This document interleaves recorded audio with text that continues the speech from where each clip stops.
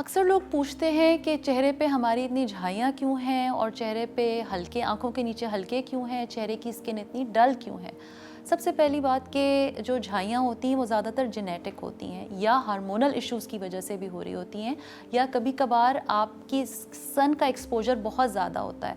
ऐसी ख़वातीन का, या जो चूल्हे के सामने ख़वातीन खड़ी होती हैं, वो गर्मी के जो जिनका एक्सपोजर होता है, ऐसे लोगों की भी झाइयाँ बहुत ज़्यादा होती हैं।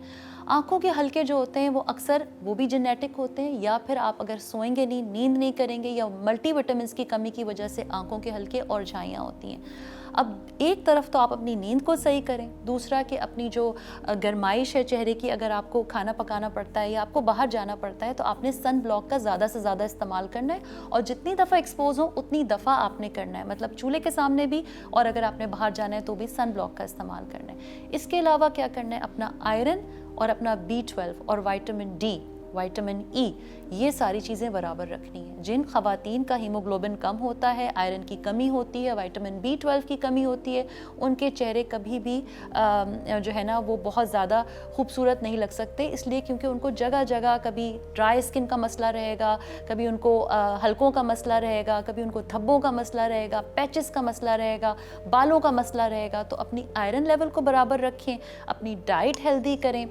B12 को बराबर रखें। अब B12 किस में होता है? B12 होता है डेयरी प्रोडक्ट्स में और मीट प्रोडक्ट्स में या गोश्त में। अगर कोई प्रोटीन गोश्त के तौर पे नहीं ले सकता तो वो दालों के तौर पे ले, मिक्स करके दालें खाएं ताकि आपको B12 वो प्रोटीन मिले। इसके अलावा और क्या कर सकते हैं, फ़िश खा सकते हैं, चिकन खा सकते हैं, बकरे का गोश्त, गाय का गोश्त, जो आपको अवेलेबल है, बट आपको अपनी प्रोटीन रिक्वायरमेंट पूरी करनी है। इसके अलावा अंडा, दूध, दही, इसके अंदर भी प्रोटीन होता है। नट्स का इस्तेमाल करना है, हेल्दी डाइट का इस्तेमाल करना है, सन ब्लॉक लगाना है, पानी अच्छा पीना है और नींद सही करनी है।